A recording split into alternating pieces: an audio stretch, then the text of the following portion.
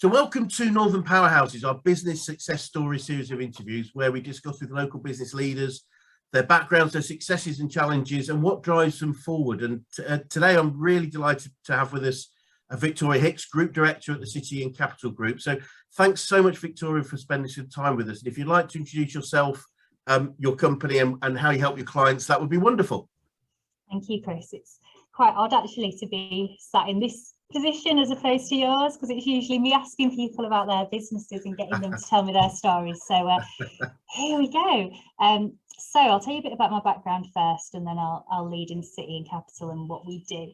So I started my career in financial services at the age of 18, started in debt collection with the National Australia Bank Group.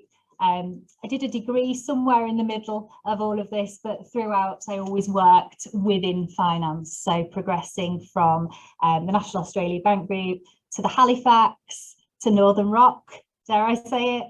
I was there just as as the credit crunch hit, basically. So that was what changed the direction for me of what I was doing.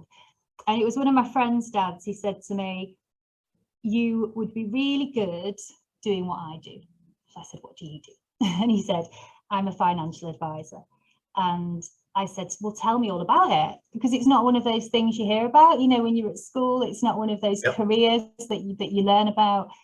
But what I basically understood from what he'd said was that I was helping people with their money, helping people to meet their life objectives, ambitions, and getting to really know these people and become a trusted advisor to them. And it just sounded great. So my career started aged just 23. I joined the Open Work Advice Networks. They're one of the largest networks of advisors in the UK. I had no qualifications, I had no clients, and I made the decision to be self-employed. So go figure, it was either going to go very good or the other way. But I quickly became one of the youngest advisors within the Open Work Network, and I was there for 7 years, and that was great. It was fantastic. Brilliant. I then progressed from there and moved into an independent financial advice business, Open Work. They were multi-tie in terms of what they could offer and the advice that they could provide. So I moved into an independent business, but that itch, shall we say, you know, of doing it for yourself, of growing something, it never went away. So after a couple of years of working for somebody else, I decided that I would venture out on my own, still in a financial advisory. So as far as I was concerned, my whole career was mapped out ahead of me. There wasn't going to be anything that was going to deviate me from this path. And I ended up being approached by a chap who said to me, "Look, don't go and do it on your own. I have an opportunity here. Why don't you come and do this with me?" It turned out that he was an advice firm owner, but they were fairly acquisitive. So they'd acquired a number of businesses, and they had one that they were looking to acquire, but they saw it as a bit of a jewel in the crown in terms of the type of advice they had provided and how clean it was from a compliance perspective and things like that. So they wanted it to be its own standalone business. And he trusted me, and he asked me to come along and help to buy it and help to grow it. And my knowledge and understanding went from not just advising clients and doing the right thing, but back into this business ownership part, and both parts, you know, equally made me tick and got me out of bed on a morning. So that was great. As a group, we did very well. We were probably one of the largest privately owned financial advice groups in the north, certainly in Yorkshire, but probably one of the largest in the north. And somebody came along and offered us a number on a piece of paper that was just too high to refuse. And there were a couple of other things that sort of encouraged the sale, shall we say, but ultimately the business was sold at the end of 2018. Now, being under a share purchase agreement, I was not able to go and work for anybody else. So I was committed to having to work for this acquiring firm, this business that had bought us. But the way that they worked and how I worked, it was at odds with one another. It was going to be a challenge, and the deal happened on the 30th of November 2018, and by the time we came to that Christmas, I was sort of looking towards 2019 and thinking, I'm a small part in all of this. I can't influence, and that's not to say that I feel like I should be able to influence, because this is a big process-driven machine. But I realised that, again, that urge to build something and that desire that I had, it just wasn't going to be there. But being time barred, not being able to go and work for another advice firm, made the decision that I would bring all my knowledge and understanding of the acquisitions market, so buying and selling financial advice businesses. I would bring that into City and Capital. And that's really how City and Capital Acquisitions was born. So very lucky. My husband had set up City and Capital as a headhunt organisation specialising in financial services a couple of years previously. And it gave me that platform to be able to step into the City and Capital group and launch the acquisitions arm of the group. And that's really where I spend all of my day-to-day, now. And so what we do is we help, in the main, we are a vendor-focused business, so very much there for sellers. I don't feel that sellers have the right level of support. The broker market, and I don't really like the term broker because I think it sort of pigeonholes what we do. It makes it's much broader than that. But the broker market that exists in the financial planning and the wealth space, it is predominantly there to aid the acquirers. The acquirers are their clients. And it always got to me that it wasn't really the acquirers that needed the support. It's the vendors selling their life's work and exiting and wanting to do it in the right way. So I wanted to bring what I knew in my real world experience into this to support vendors and to help them to make the right decision. Fast forward now, we're sort of just over 2 years into City and Capital Acquisitions, and it's going brilliantly. The whole group's doing, very well. We're doing, as touch wood, I'm touching wood whilst I'm talking to you, but we are doing, as well as we ever have been. We've got a very good reputation, for doing things in the right way, and we're helping people to exit their businesses culturally correctly and financially correctly, and all of the other things that go with it. Wonderful. That must be very exciting. I had a similar experience of myself of growing and selling my own business, and that's the reason I do this now, is to help people enjoy the process, not just the outcome. It can be a long time. I think a lot of people have this sort of concept of you work really, really hard for 10 years and hopefully the money turns up at the end. But I just think if everyone in an organisation enjoys themselves, they're all working together effectively, then you get there faster anyway and a lot happier. So it's great to hear about you supporting as you say, the vendors, because as I agree with you. We often come across businesses that clearly are poorly advised in that area, and then it's quite a challenging and stressful process of selling a business. As you said, it's the life's work. It's personal. It's like an additional child often for people that have them, and it's a very emotional thing, even though it doesn't need to be, but it really often is, and being able to help people overcome those challenges must be very rewarding. I think it's the demographic and the makeup of a lot of the businesses that we work with. So the financial advisory landscape is in the main made up of small owner-manager businesses.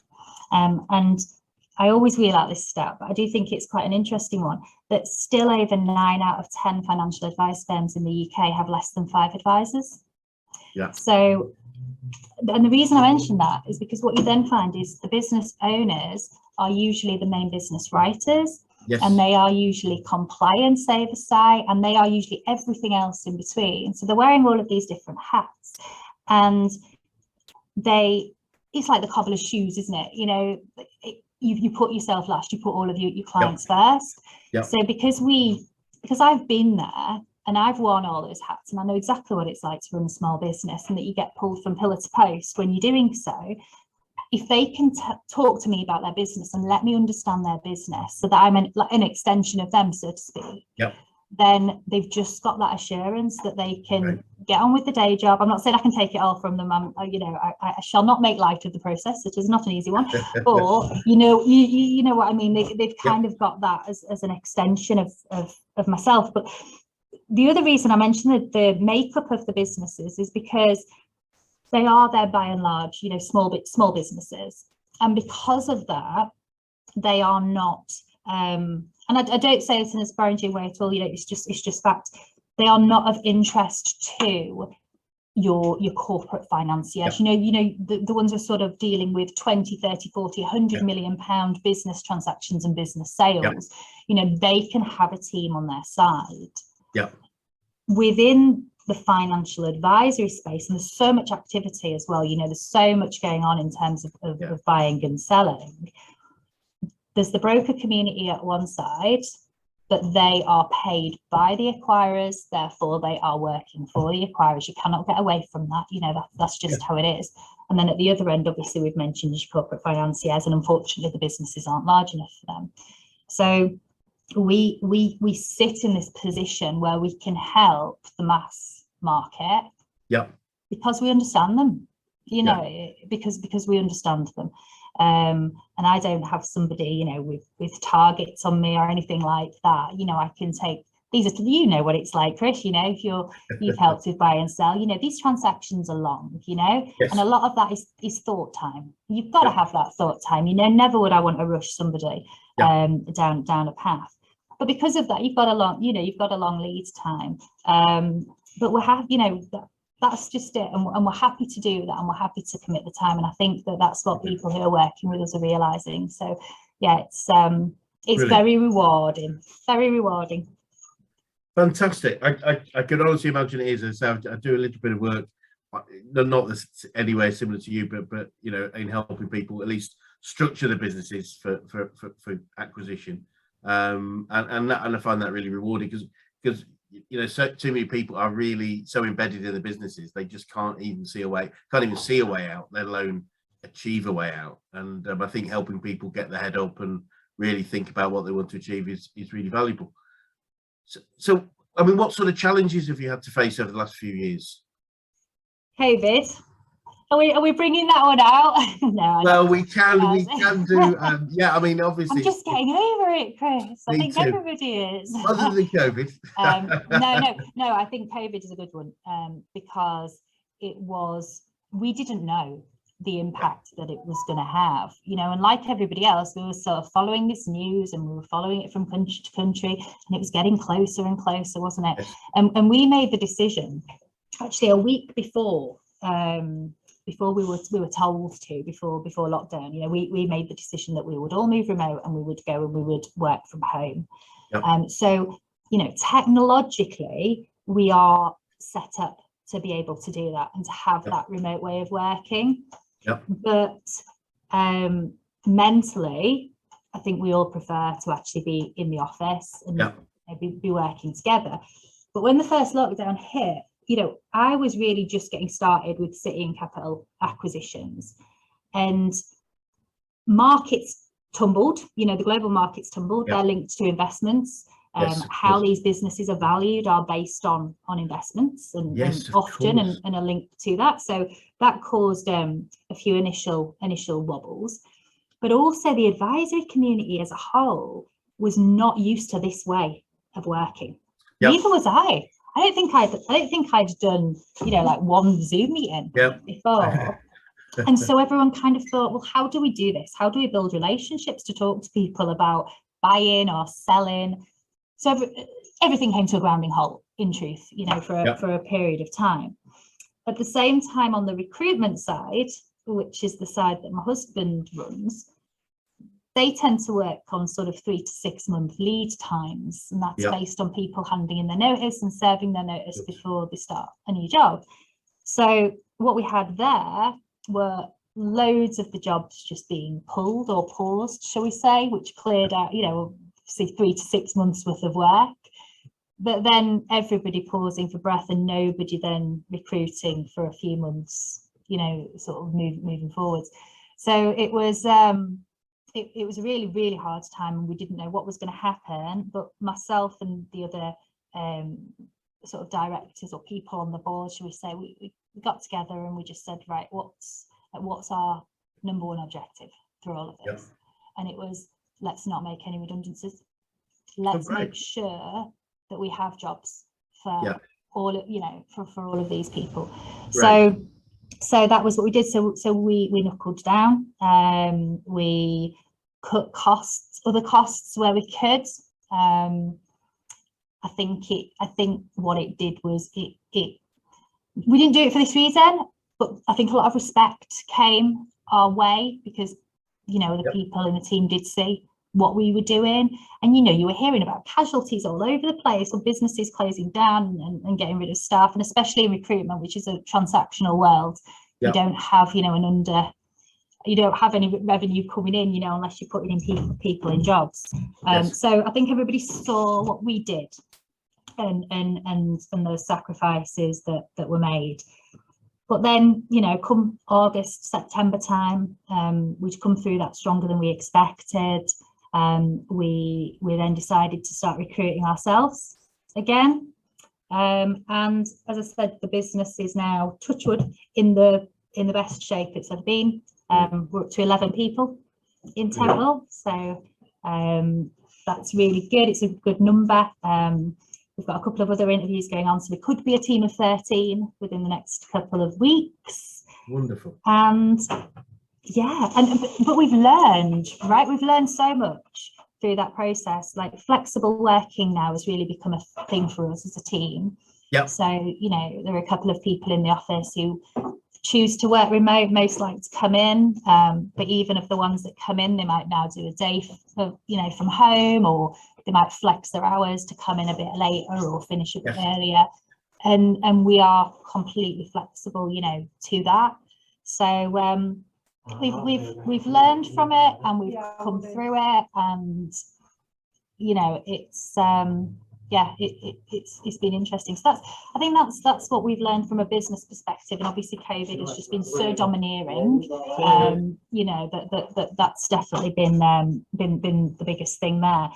From a personal perspective, I'm a learner, Chris. Great. Sometimes to my own detriment, in that I want to know everything about something. And when I was a financial advisor, I'd done it for a lot of years. I was doing it for sort of 13 years or so. And I was constantly studying. So I got my chartered exams, and then I got my step exams, and I was always doing something to continue to learn and get better. And without tooting my own trumpet, I think I was rather good at it.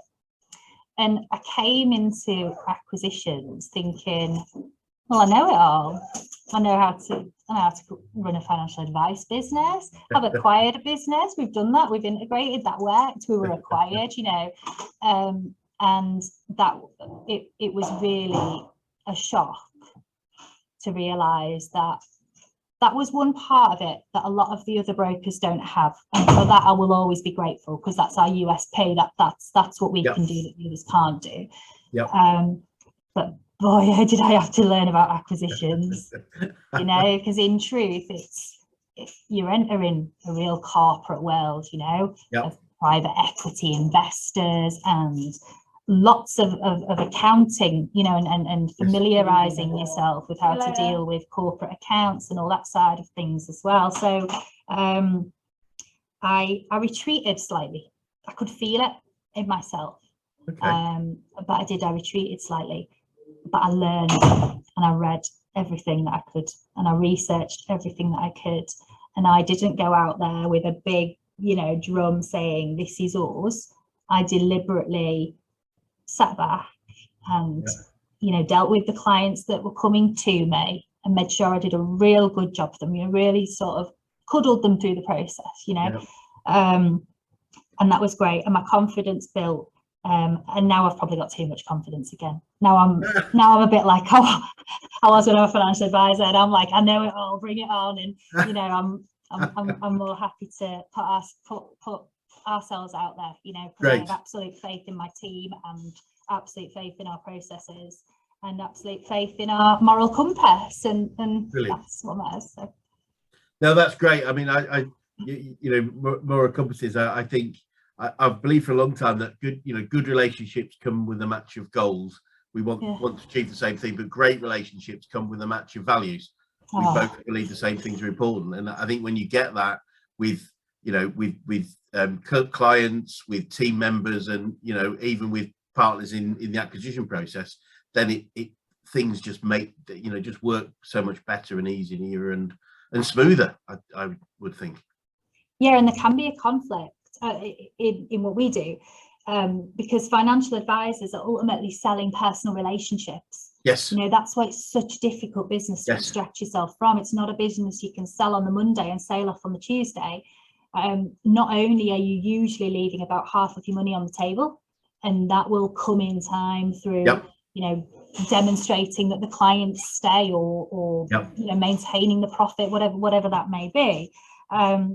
But you are selling ultimately very personal relationships, and you know a lot of advisors, because yourself, and you know how much they care about their clients, and so what we have is a slight conflict in that a lot of the noise in the acquisition space, and certainly a lot of the comments that you hear coming through from certain acquirers or from the broker community, it's all about deals done, you know, deals done this deal, and that doesn't fit with the vendors that I speak to. You know, yes, they want to be financially remunerated, of course, very well for their hard work, and rightly so as well. You know, they should get the best deal.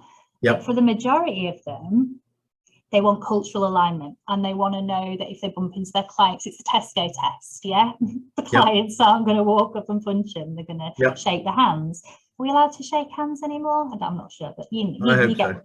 I hope so. So you know what you are doing is you're finding sort of two conflicting things, you know, where you're trying to sell personal relationships that you care about greatly, and you've got really the acquisition space, which is talking about deals and numbers and this side of things, and it's about obviously trying to get a balance across the two. No, it makes perfect sense, and it must be, as you say, a bit of a tightrope, I guess, between the two. So just thinking about, you know, you said you're an avid learner. Who or what would be the biggest influence or influences on your career so far? I would probably always say that the biggest influence in my career was a chap called Martin Myers, who was my friend's father, who got me into this in the first place. And I'll never forget him. And actually, when I went to do my induction course with Openwork, I think it was on the day that I was sort of getting my stamp of approval that I could be let loose on clients. I spoke to his son that night, and he'd actually passed away, and we knew it was going to happen, but it you know, at that point where I'm still so grateful, like genuinely so grateful, because it is the little meetings that you have along the way. You know, I think about all the people that I've met with, and then how our lives have sort of come back round and come together at different times, which just shows you've got to always be nice, you've got to always be respectful of people, because you never know when they're going to come back, you know, come back into your life again. I mean, I'm very lucky in that I've got a lot of supportive people around me. Like my mum and dad have always been very supportive, and my husband, bless him, he always just says whatever you think, you know. But I say the same to him as well. Like we just have that sort of relationship where if one of us wants to do something, the other person is just there, and that's just a given. So you know, for me, it sounds, you know, it sounds a bit cliche, but it is just friends and family. That's it. Having a support network around me, and like loyal, lifelong friends as well. You know, or that is my preference. I'd rather have a few than, you know, lots of acquaintances. And people will tell you when you're doing good, but they'll also call you up when you're doing something wrong, put you in your place. No, absolutely. It's you know, it's the authenticity and you know, the candid nature. Being candid is really important for people around, you know, for people around us. We definitely need supporters. People just, whatever we do, they'll always say it's brilliant. We sort of need a bit of that, but we also need the people that will say, look, you know, that was great, but maybe this bit could do with a bit of work. Because without that, we tend to get a bit blind. We tend to develop blind spots if or we don't have our blind spots exposed. I guess they're already our blind spots, probably. Well, I always say, I say it to my husband the most, actually. I feel like he's saying this, but I always say, if you're talking, you're not learning. Absolutely. There's another phrase that I really like. There's two or three. I think it was Stephen Covey talks about listen to understand, not just respond. And you know, that takes a little thinking about, but it really is about, you know, it's very easy to just think you know exactly what the person's going to say, and all you want to do is like respond. But it's really understanding. When you really understand somebody and you show absolute interest in what they're saying, it makes a difference at you know, a very fundamental level. And you know, I go back to the advice world. We need to be a trusted advisor, don't we? And being trusted is about, you know, the capability to listen and really reflect on what people are telling us. Yeah, definitely. So you've come up with one great phrase. I wondered if you had any other favourite quotes or sayings that you live by or work by. Oh, let me have a little think. I mean, I'm always coming out with pearls of wisdom, Chris. But I don't know what is it. Are we past watershed? Yeah, we're past. No, I wouldn't say I have quotes as such. Okay, like I don't have successories behind me. You know, those sort of go with the flow and all that stuff. But what I suppose I would say, there are a couple of things which I think I've done over time, or regularly seem to do. And one of those is taking a risk. Yeah. Like you have to take risks, you know, as long as you are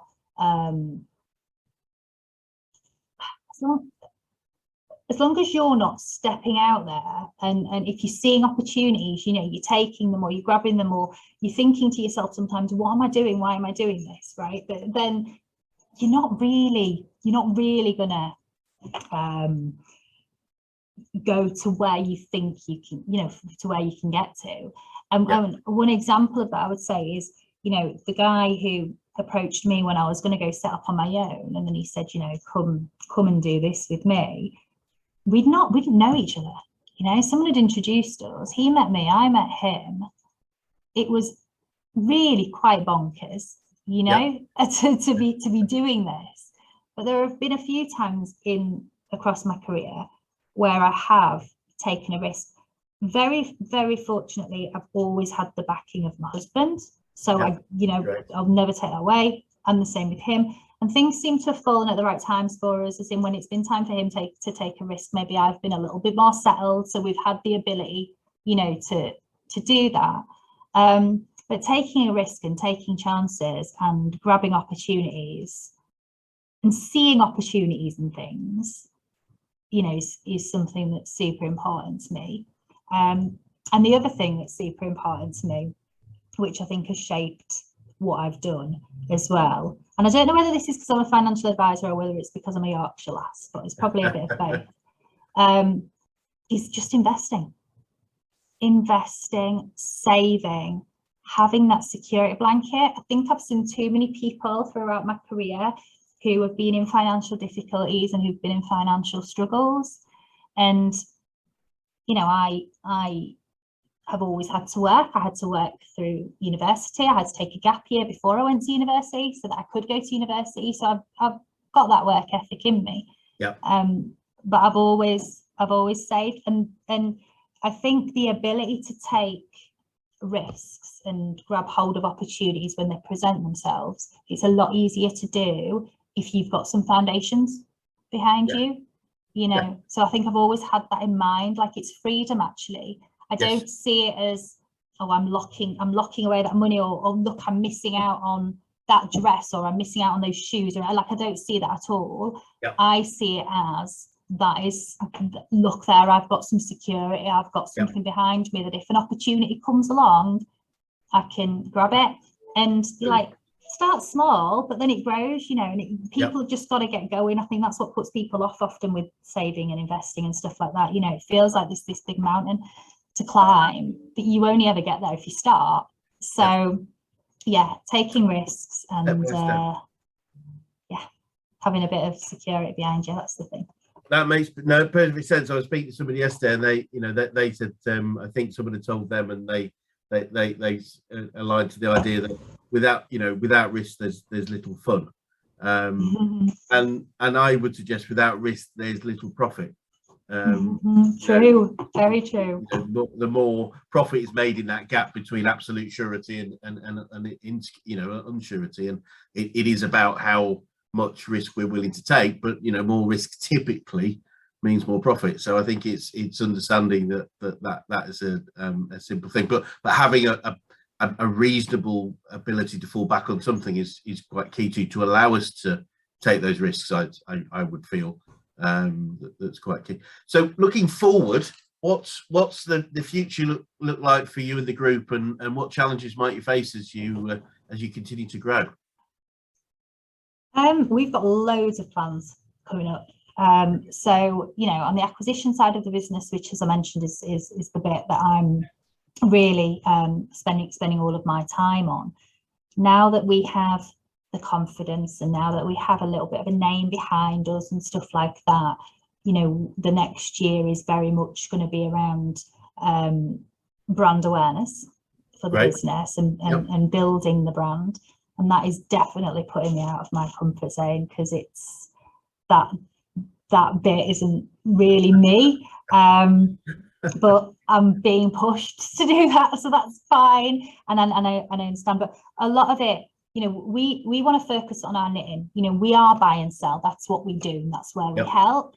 But that's not right for everybody. So when we start to talk to a firm, we will give them a bit of an insight into what the acquisitions landscape's like. But then, as you mentioned earlier on, Chris, it might be right for them to go off and to do some work to better prepare for sale. And we've got some great contacts, who can do that sort of thing. We could do it, but time wouldn't allow us to do it. So we've got some great contacts who could do that. Or it might be right for them to not look at selling externally and maybe look to do something internally, like a management buyout or an employee ownership trust, something like that. Again, we don't do it, but we address it, and we know the right people who can. So a lot of what we're going to be doing over the next year is actually creating value content, and we want to become a resource for financial advice firms and financial advice firms who are either building to exit or just building, perhaps just building. And it will be a collaboration of some of the, in my personal opinion, of some of the absolute best suppliers to financial advisors, and we've got great contacts in coaching, in systems and processes, in compliance, in investment propositions, you name it. Brilliant. We've got access to these people. So, we don't want it to be a sales push. As I said, you can't influence somebody to sell a business, nor would I ever want to influence someone to sell a business. But we want to be a resource for financial advice firms, because we care as much about we care about the profession, ultimately, as well as obviously helping people to exit in the right way. But we do care about the profession. So that's going to be City and Capital Acquisitions, and we will be dealing with. We're at capacity, to be honest with you, already. So lots of sellers going through the process with us, lots of people in the pipeline. So that's all very exciting. I have had a new joiner July last year, a chap called Brian Hill. He joined the business having sold his own financial advice firm as well. So it's keeping that practitioner-led feel to the business. So he's brilliant. It's so good to have him in the business with me. So that's what we'll be doing on that side. The recruitment side of the business, the headhunt side of the business, they won a national award back end of last year. So they won Bridging and Commercials Recruitment Partner of the Year, which was brilliant. It was the first time that they've had that as a category on the awards.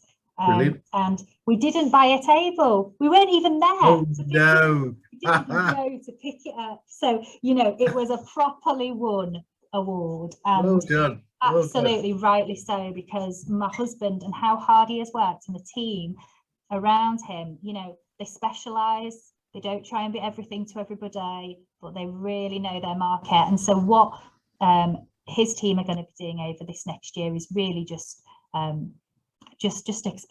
expanding out, but continuing to do it in the right way, as they always have done, which is candidate first. It's protecting their reputation. It's presenting them in the right way. I think everything we do as a group, it's got that sort of consultative angle to it. If you'll understand that. That makes sense. I can hear that in the way you're talking. Yeah, no, it's great. It's fitting what we do to the client's needs rather than fitting the client's needs to what we do. If that makes sense. It's where, which many people do. It's like, well, this is what we do, so this is how you need to do it. Whereas, it's about helping understand what people need, and then, for me, if we provide it a service that matches that, then we should do it, and if not, we should help them find somebody else that can. It's really simple. I mean, we'll get a whole different ball game there on business development, but it's helping people buy what they need, in my opinion. And if we don't have it, then we'll probably know somebody else that can help them, and we should introduce them, because that's the right and proper thing to do. So, Victor, it's been absolutely delightful. I've got a couple of final questions just to get your response from it. I'm really interested to get the answers. The first one would be, what would you say to anyone that's thinking going into business right now? Oh, now are we talking business in general, or are we talking financial advisory, or shall I think business in general. I think it's business in general. Yeah, it's really, what are your thoughts on somebody that may or may not be confident or lacking confidence in going into business today? Do it, but do it properly. Like, let's do half cooked attempts at things, or deviating across different ideas, because we've all been there, right? Come up with a business idea and then it goes nowhere, and then another one and it goes nowhere. And the reason that you're doing that is because you obviously have that in you. You obviously have that spirit, that spark in you that wants to see an opportunity and wants to develop something, and maybe you've just not landed on it. So, never put that spirit in a box, but equally, make sure that what you are coming out with is right. And how I would say to do that is pick something that you know are good at. Don't try and look, people can move from one profession to the other. I'm not suggesting that they can't, but I think what is making, I should say, City and Capital work very well is the fact that the specialisms within the recruitment side, in the markets that the recruitment side work on, the employees that work for City and Capital have come from those markets. Yeah. And on the City and Capital acquisition side, we've come from financial planning into helping them sell. So that it gives you knowledge, it gives you credibility. It gives you an understanding, it gives you potentially a USP in relation to some other people who are doing something similar. So, my advice would be, ultimately, if I was to try and cut down the number of words that I'm saying, don't let that fire go out, but think about it, do it properly, write it down, decide on what your strategy is going to be, make sure that you are competent and you understand the area, understand your forecasts and your numbers and how much it's going to take, and then get a bit of money behind you. Because what I actually, and that's difficult, right? I know it's such a throwaway comment when it's, you know, people are struggling at the moment and Yeah. prices of everything's going up through the roof. But the truth is, when you start in business, it always takes longer than you think for that revenue to come through. And I always think, oh, how many people give up just before they're going to make it?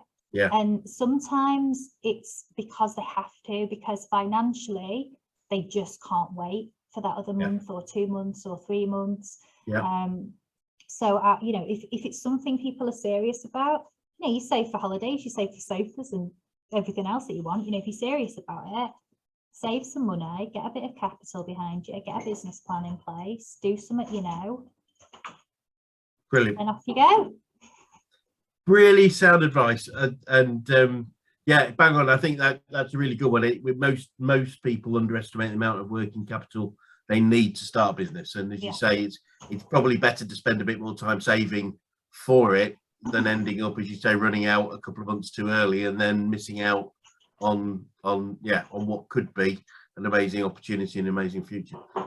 So thank you so much for your time today. It's been really fascinating. I'm really interested to see how things progress in what you're doing, because we obviously had a bit of a chat beforehand, and I can see that a lot of the things that we both do have some similarities and some synergies there. So I look forward to maybe we can come back and have another chat in 6-12 months and see how things are going.